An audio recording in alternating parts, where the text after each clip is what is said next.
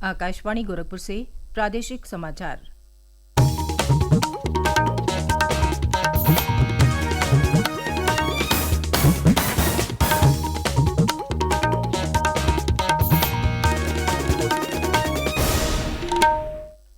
नमस्कार। समाचार बुलेटिन के साथ मैं सुकीर्ति अस्थाना। पहले मुख्य समाचार।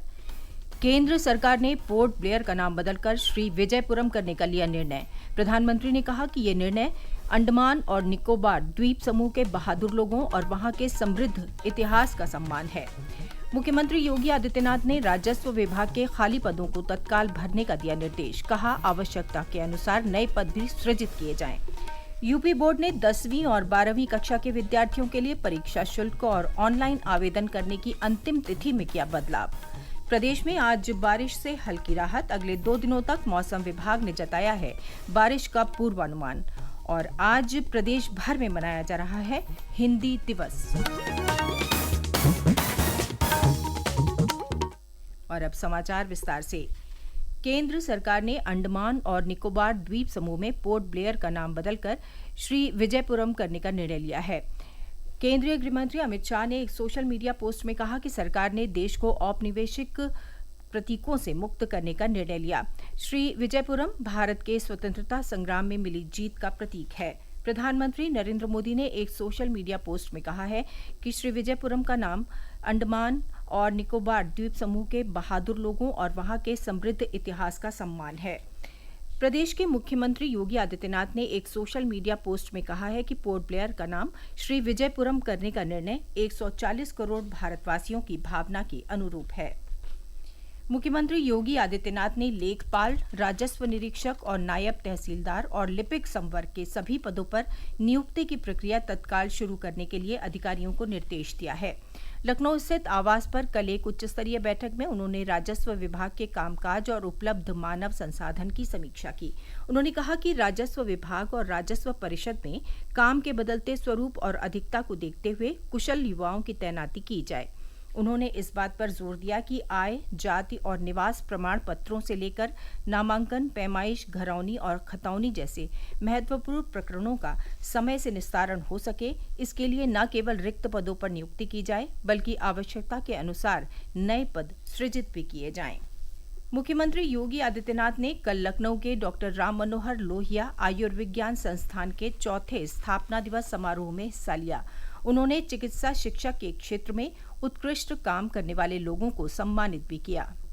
आज Uttar Pradesh 1 district 1 medical colleges दिशा में तेजी के साथ आगे बढ़ा है और पहली बार केंद्र और राज्य सरकार पीपीपी मोड पर भी मेडिकल कॉलेज बनाने की कार्रवाई को आगे बढ़ाई है। 4 ऐसे मेडिकल कॉलेजेस में इस सत्र में एडमिशन हुए हैं, 6 अन्य मेडिकल कॉलेजेस में एडमिशन हुए हैं। अगले 5-7 वर्षों के अंदर डॉक्टर की कमी नहीं रहेगी। प्रधानमंत्री मोदी जी का जो विजन है, लेकिन पर्याप्त मात्रा में चिकित्सक मिलेंगे, पीएससी के भी मिलेंगे, सीएससी के लिए मिलेंगे, हमें यहाँ पर अच्छे विशेषज्ञ चिकित्सक भी मिलेंगे। माध्यमिक शिक्षा परिषद ने सत्र 2024-25 के 10वीं और 12वीं के विद्यार्थियों के लिए परीक्षा शुल्क और ऑनलाइन आवेदन करने की अंतिम तिथि में संशोधन किया है। परिषद के सचिव भगवती सिंह ने बताया कि विलंब शुल्क के साथ परीक्षा शुल्क जमा करने की आखिरी तारीख 20 सितंबर 2024 हो गई है।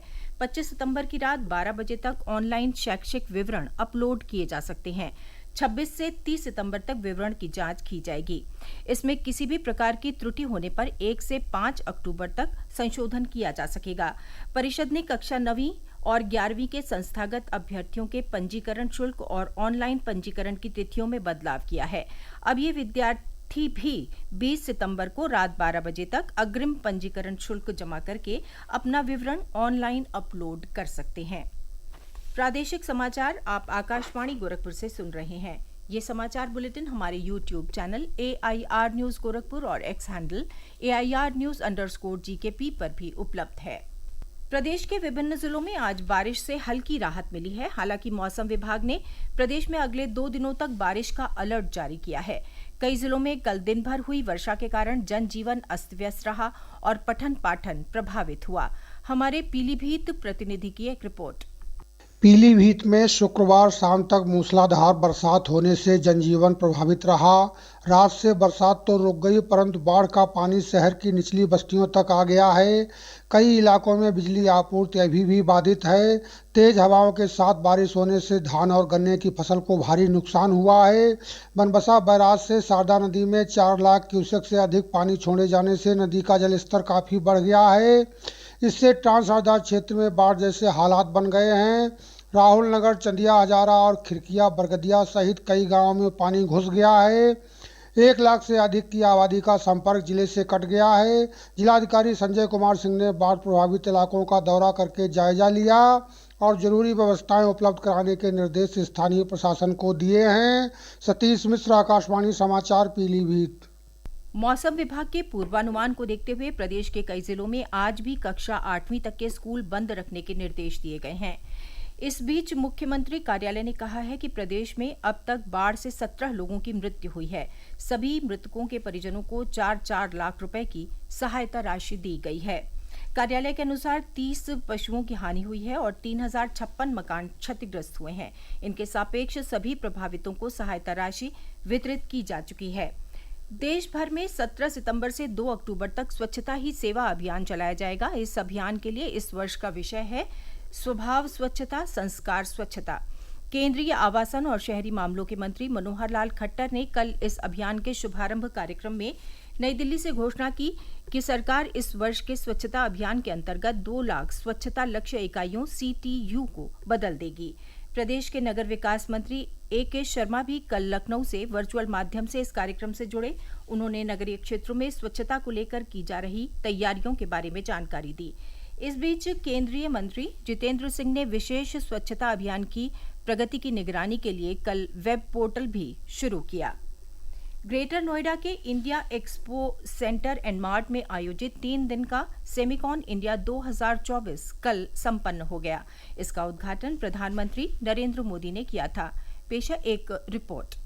प्रधानमंत्री का दृष्टिकोण भारत को सेमीकंडक्टर डिजाइन, विनिर्माण और प्रौद्योगिकी विकास के लिए एक वैश्विक केंद्र के रूप में स्थापित करना है। इस दृष्टिकोण के अनुरूप सेमिकॉन इंडिया 2024 का आयोजन किया गया था। सम्मेलन में भारत की सेमीकंडक्टर रणनीति का प्रदर्शन किया गया, जिसमें भारत को सेमीकंडक्टर के लिए एक वैश्विक केंद्र बनाने की परिकल्पना की गई है। आकाशवाणी समाचार से बात करते हुए semiconductor equipment and materials international के अध्यक्ष और सेमी के मुख्य कार्यकारी अधिकारी अजीत मनुचा ने कहा कि सेमिकॉन इंडिया 2024 किसी भी देश में आयोजित सबसे सफल और सबसे बड़ा सेमिकॉन है। उन्होंने कहा कि सेमीकंडक्टर क्षेत्र के 100 से अधिक मुख्य कार्यकारी अधिकारियों ने इसमें भाग लिया। भारत गवर्नमेंट ने जो पॉलिसी अनाउंस करी है वो भी बड़ी महत्वपूर्ण है, क्योंकि बड़ा यूजफुल है कि फॉरेन कंट्रीज जो दूसरी कंपनी आकर यहाँ पर अपना यूनिट्स खोलेंगे। उसके नतीजा ये हुआ है कि हमने विद इन 2 साल में 5 यूनिट मैन्युफैक्चरिंग यूनिट अनाउंस हो चुके हैं। सम्मेलन में 250 से अधिक प्रदर्शकों और 150 वक्ताओं ने भाग लिया। अनुपम मिश्र, आकाशवाणी समाचार, ग्रेटर नोएडा। इस मौके पर उत्तर प्रदेश के प्रतिनिधि ने बताया कि राज्य में जेवर के पास 1000 एकड़ में सेमीकंडक्टर पार्क और नोएडा में नए हवाई अड्डे के साथ तेजी से बुनियादी ढांचे का विकास किया जा रहा है। आज हिंदी दिवस है। वर्ष 1949 में आज ही के दिन भारत की संविधान सभा ने हिंदी को देश की औपचारिक भाषा का दर्जा दिया था। इस मौके पर प्रदेश के विभिन्न जिलों में अलग अलग कार्यक्रमों के आयोजन किए जा रहे हैं। लखनऊ स्थित हिंदी संस्थान में आज एक संगोष्ठी का आयोजन किया जा रहा है। प्रदेश के मुख्यमंत्री योगी आदित्यनाथ ने हिंदी दिवस की बधाई दी है। अमरोहा जिले में आज इस मौके पर विश्व हिंदी मंच द्वारा आयोजित कार्यक्रम में केरल के राज्यपाल आरिफ मोहम्मद खान बतौर मुख्य अतिथि हिस्सा ले रहे हैं। अंत में मुख्य समाचार एक बार फिर। केंद्र सरकार ने पोर्ट ब्लेयर का नाम बदलकर श्री विजयपुरम करने का लिया निर्णय। प्रधानमंत्री ने कहा, यह निर्णय अंडमान और निकोबार द्वीप समूह के बहादुर लोगों और वहां के समृद्ध इतिहास का सम्मान है। मुख्यमंत्री योगी आदित्यनाथ ने राजस्व विभाग के खाली पदों को तत्काल भरने का दिया निर्देश। कहा, आवश्यकता के अनुसार नए पद भी सृजित किए जाएं। यूपी बोर्ड ने 10वीं और 12वीं कक्षा के विद्यार्थियों के लिए परीक्षा शुल्क और ऑनलाइन आवेदन करने की अंतिम तिथि में किया बदलाव। प्रदेश में आज बारिश से हल्की राहत। अगले 2 दिनों तक मौसम विभाग ने जताया है बारिश का पूर्वानुमान। और आज प्रदेश भर में मनाया जा रहा है हिंदी दिवस। इसके साथ ही समाचार बुलेटिन समाप्त हुआ। नमस्कार। है।